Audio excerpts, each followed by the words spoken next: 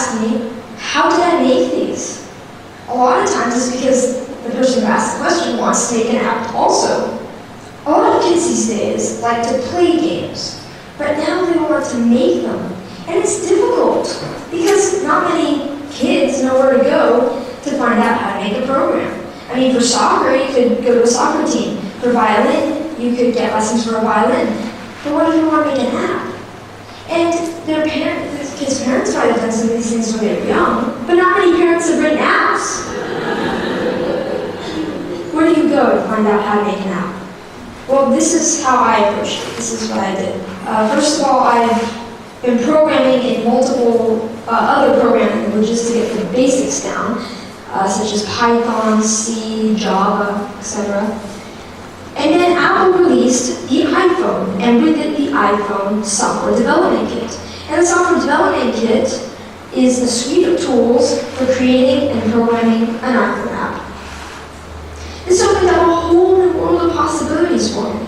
And after playing with the Software Development Kit a little bit, I made a couple apps. I made some test apps. One of them happened to be EarthFortune. I was ready to put EarthFortune on the App Store, and so I persuaded my parents to pay the $99 fee to be able to put my apps on the App Store. They agreed, and now I have apps on the App Store. I've gotten a lot of interest and encouragement from my family, friends, teachers, and even people at the Apple Store. And that's been a huge help to me. I got a lot of inspiration from Steve Jobs. I started an app club at school, and a teacher at my school is kindly sponsoring my app club. Any student at my school can come and learn how to design an app. This is so I can share my experiences with others. There's these programs called the iPad Pilot Program, and some districts have them. I'm fortunate enough to be part of one. A big challenge is how should the iPads be used, and what apps should we put on the iPads? So we're getting feedback from teachers at the school to see what kind of apps they like. When we design the app and we sell it, it will be free to local districts and other districts that we sell to. All the money from that will go into local ed foundations. These days, students usually know a little bit more than teachers with the technology. So, sorry.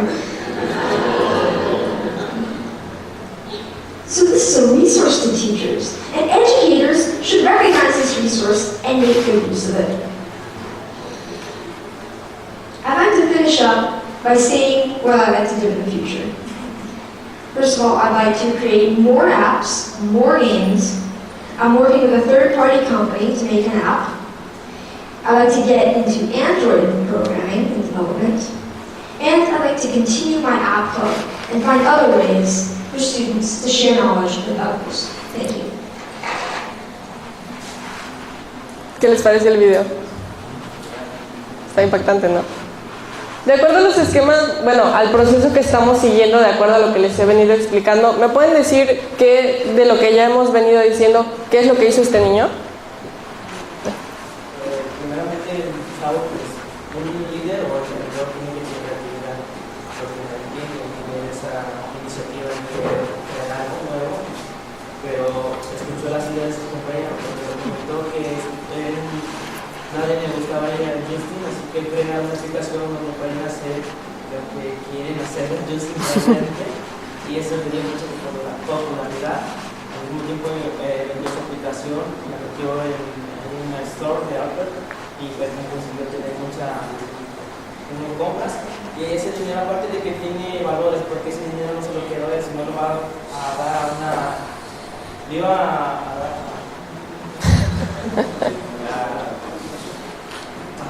a dar para una educación, un fondo de educación. De educación local. Sí, bueno, muchas gracias por la participación. Pues sí, así fue el desarrollo de su idea, pero entonces es lo que les comenté. detectó una necesidad que era que los niños no podían armar aplicaciones. A partir de ahí tuvo una idea. Esa idea la materializó. Con esa materialización llamó la atención de otros, comenzó a trabajar con ellos, llevó la idea a otro nivel, tuvo más fama y entonces ya cada vez está teniendo aspiraciones más y más grandes. Y es lo que les comentaba, todo en esta vida es cuestión de superación, porque no puedes tener solo una meta en la vida. Porque cuando llegas es como el instinto humano de que quieres más. Y si sabes que eres capaz de más, o sea, vas por ello, ¿no? Bueno, siempre y cuando que sean cosas buenas. Entonces, es el reconocimiento que ganó, pero también todas las aptitudes que ya estaba desarrollando. ¿A los cuántos años les dije que tenía? ¿Cuando dije eso? Cuando tenía 12 años. Entonces, dice que ya está trabajando con Apple y que quiere, sus aspiraciones ya desde los 12 años es trabajar con otras compañías, enormes compañías. Y ya está reconociendo que tiene la habilidad, o por lo menos ya las bases, para hacer eso, con 12 años. Entonces esos son de los beneficios de ser un líder juvenil. Si me ayudan a leer los puntos, por favor. Vamos, es solo leer. Te superas como persona, demuestras tu valor, desarrollas tu potencial y capacidades, aprendes a lograr que las cosas ocurran, te conviertes en quien se atrevió a hacer la diferencia, tus expectativas crecen. Los adultos, principalmente los mexicanos, han llegado a tener marcada la idea de las muchas cosas que un joven no puede hacer y en las pocas que es útil. Muchas gracias. Para ti, ¿cuál de los puntos crees que es el que más se desarrolla o el que más impacta en los demás cuando los logras? Pues creo que... Muchas gracias. ¿Cuál crees que es el que se demuestra más? Ajá, te superas como persona. Muchas gracias. Seguimos con lo de que los esquemas, ahí ven la barrera, o sea, nosotros desde que estamos viendo ya esta conferencia y nos estamos dando cuenta y vemos en retrospectiva qué es lo que nos falta, qué es lo que estamos desarrollando, ya estamos marcando una diferencia. Porque volvemos a los esquemas, dicen que tienes que estudiar, que tienes que salir, que tienes que conseguir un trabajo, te tienes que casar, tienes que tener hijos, trabajar el resto de tu vida y morir. Pero ¿qué hacen los emprendedores o qué hacen los líderes? Marcan la diferencia, hacen cosas que a los demás les parecerían imposibles o piensan en cosas que nadie más pensaría porque están desde otra perspectiva. Entonces te superas como persona porque desde el principio estás obteniendo los valores y las aptitudes que dijimos. Demuestras tu valor y todo lo demás que ella leyó. Hoy en día dicen, supongo que hace 10 años que una persona supiera hablar, que fuera bilingüe, ya era como una ventaja, ¿no? Al momento de conseguir un trabajo. Pero también en otra ocasión que estaba platicando con gente por ejemplo, el Tecnológico de Monterrey y otras escuelas, decían que si tienes esos dos idiomas, o sea, ya eres como todos. Si quieres realmente destacar, necesitas 3 o 4, o necesitas haber participado en una organización, o ya tener una empresa, o tener otras habilidades. O sea, en el mundo cada vez somos más y cada vez se vuelve más, no más complicado, sino como más riguroso destacar. Entonces, no creo que sea algo difícil, ni algo malo esforzarse por ser, llamémoslo así, mejor que los demás. Y pues es lo que les decía, principalmente los mexicanos, que en vez de apoyarnos unos al otro, si él está destacando, lo jalamos, ¿no? Para que se regrese con nosotros.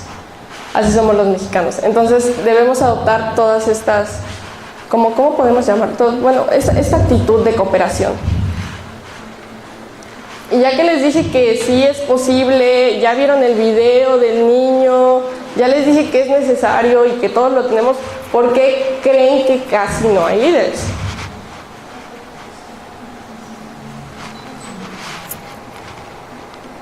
¿Por qué? ¿Cuál es tu nombre? Leonor. Leonor. Bueno, porque aparte de los distractores como estar en redes, estar descargando solamente aplicaciones o en el ámbito social, convivios, eventos, tienes miedo a enfrentarte tú mismo, tener carácter.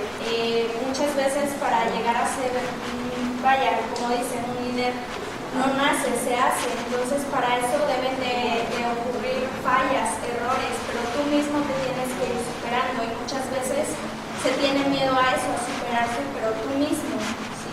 Sí. Por eso creo que casi no hay líderes. Sí, muchas gracias.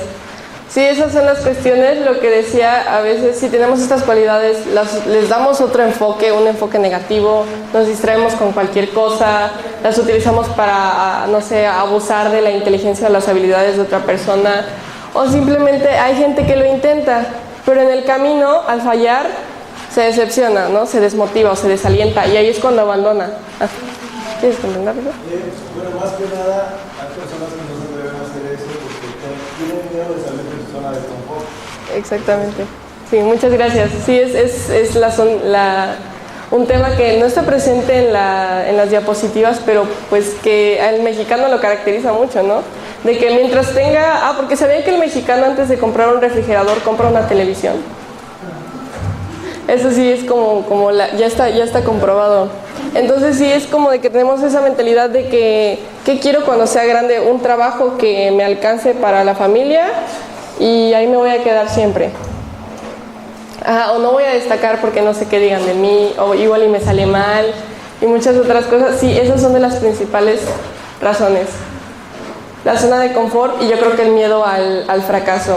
Y también quiero comentarles la experiencia que tuve en esta cosa, en el liderazgo, fue que cuando mi papá me dijo que diera conferencias, me dijo, arma una presentación y me vas a dar una conferencia.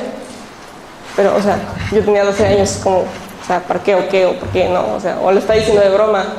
Ya luego me dio la presentación y me dijo que de veras la iba a realizarla frente a ellos, y pues yo no le creía y no me preparé y nada. Y es vergonzoso contar que mi primera conferencia fue frente a mis papás, mamá, papá y mis padrinos, igual señor y señora, 4 personas, eran como 32 diapositivas y la di en menos de 15 minutos, temblando, sudando, con las manos atrás, agarrándome el pelo, casi llorando de la frustración y nada más frente a mis papás.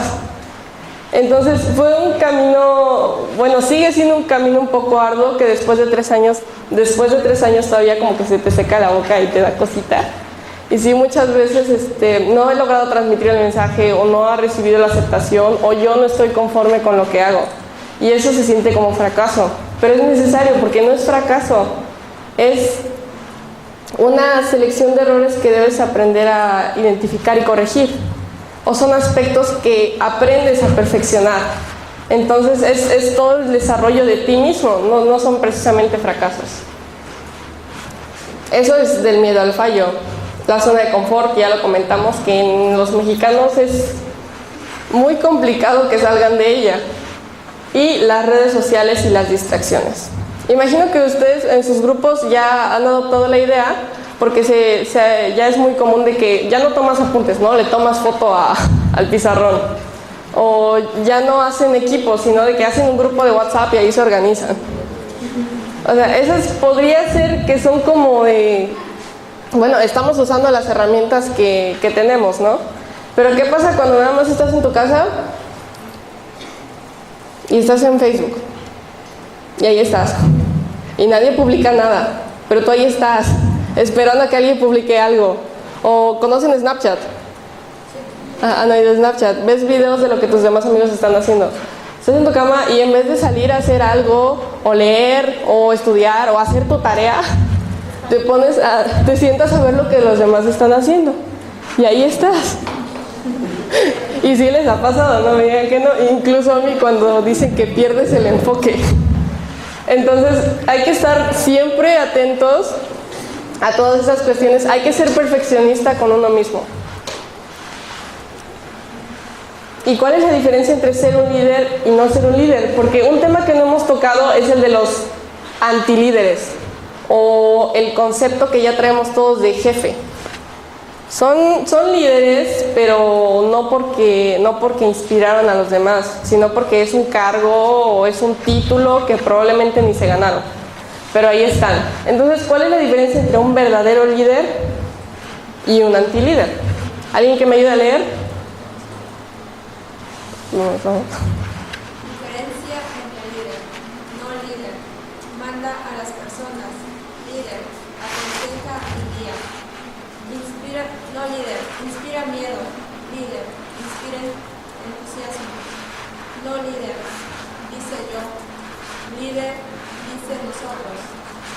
no líder, se preocupa por las cosas. Líder se preocupa por las personas. No líder, presume sus éxitos. Líder, comparte sus éxitos. No líder, todo urge para hoy. Líder, reparte con... Sí, muchas gracias. Yo creo que la de todo urge para hoy podríamos cambiarle el enfoque a que le deja toda la carga a una persona y es muy exigente con ella, ¿no? Y la presiona, más que todo urge para hoy, porque ya suena como a jefe de la oficina de que quiere el reporte o algo así. Entonces, ¿qué personas han conocido más en su vida? ¿Cómo cuántos años tienen aproximadamente? Como 20, ¿no? Ajá, de 19 en adelante. Entonces, en estos 19, 20, 21, 22 años, o si se atrasaron un poquito en las materias más, o sea, ¿de qué tipo de personas han conocido más? ¿De las antilíderes o de las líderes? De los no líderes. Y esa es, pues, una desgracia, ¿no? Imagínense si todos aquí fuéramos esos líderes. Ya sería un gran cambio, ¿no? Incluso porque, como les dije, en la escuela, en la casa, donde sea, puedes hacer un cambio. Todo se puede mejorar o todo se puede tener otra perspectiva. Entonces, hay que proponernos que exista más del otro tipo de personas. Y lo que le decía, todo es cuestión de percepción. Al iniciar una tarea, ¿qué ves? Problemas o soluciones, obstáculos o posibilidades. Y este es otro tipo de personas con los que nos vamos a topar toda la vida. Es como de que me duele esto, está mal esto y está mal eso y allá también está mal eso y donde sea hay cosas malas. Y hasta estresa porque siempre que está ahí se está quejando de algo. Y tú le preguntas, ¿y qué has hecho para resolver algo de eso? Y te ignora la pregunta y se sigue quejando de algo. Entonces, también es menor el número de gente que en vez de obstáculos, ve posibilidades o ve retos. Yo así me han criado y sí es muchísima la diferencia. Bueno, todavía me falla un poquito a veces. Pero en vez de que ves un obstáculo o algo que está mal, la mayoría de la gente, el común denominador, se va a trabar ahí y va a decir que está mal y ahí se va a quedar quejándose. Pero las personas que tienen esa percepción de un verdadero líder no ve un obstáculo. Ve algo que probablemente sí va a dificultar un poquito el proceso, pero no se queda ahí, sino que ya está pensando cómo va a resolverlo o a quién le va a pedir ayuda para que juntos lo resuelvan. ¿Ves los problemas o ves las soluciones? ¿Ves obstáculos o ves retos? Porque las posibilidades se buscan y los retos se identifican. Transforma una necesidad en una oportunidad. Y ya durante el camino, pues vas a tener que tomar decisiones. Así que vamos a hablar de las decisiones razonadas, que cuando tomas una mala decisión tienes que asumir las consecuencias. Tienes que, en otras palabras, arreglar el desmadrito que hiciste, ¿no? Pero si tomas buenas decisiones, disfrutas el resultado. Y hasta estás orgulloso de haberte detenido a pensar qué hacer. Así que alguien que me ayude a leer esta lista de aspectos que deberíamos y sería muy útil para nosotros considerar en cada decisión importante. ¿Alguien que me ayude a leer? La segunda decisión. Es para mí, por supuesto para mi equipo, familia, amigos, compañeras, significa crecimiento y desarrollo. Puedo compartirlo. Me sentiré orgulloso de los resultados. Es acorde con mi objetivo a largo plazo. Gracias. Y a ver, les voy a preguntar esto. ¿Cuántos de nosotros, porque hasta yo me voy a incluir, cuántos de nosotros nos ponemos estas preguntas y nos detenemos a pensar en ellas cuando vamos a tomar una decisión importante? Es más común que te ponen algo y el impulso, ¿no? Y lo dices, o el arranque de cualquier emoción que estés sintiendo. Y pues casi siempre todas esas decisiones nos toca asumir los resultados que no siempre son buenos. O en un examen de que es de Alpin Marín, ¿no? O sea, muchas veces no son los resultados que deseamos. Y es peor cuando ni siquiera sabemos qué resultados queremos. Entonces, ¿alguien que me quiera compartir alguna decisión importante que ha tomado en este último día, semana, año, mes? Una decisión importante. ¿No han tomado decisiones importantes? Por favor. Personalmente, me pidió un compañero que me ayudara a diseñar un logotipo, a hacer una campaña y pagar fondos para un amigo personal que necesita un trasplante de riñón. Entonces, para mí, personalmente, sí hay que darlo. Sí. ¿Y tomaste en cuenta estos aspectos? Algunos, ¿no? Sí, por lo menos uno tenemos que tomar en cuenta. Pero sí hay que pensar en que si desde ahora practicamos, de que analicemos cada aspecto, porque para mi equipo son tus compañeros, son tus amigos, es tu familia o solo contigo, pero pues tienes que pensar en la repercusión no solo en tu entorno, sino también contigo. Entonces sí deberíamos pensar en tomar en cuenta todos estos aspectos cuando se tratan de decisiones. Y más ahorita que vas a terminar tu carrera y es como de que, por ejemplo, si tienes una relación, ¿no? De primero consigo un trabajo o primero me caso,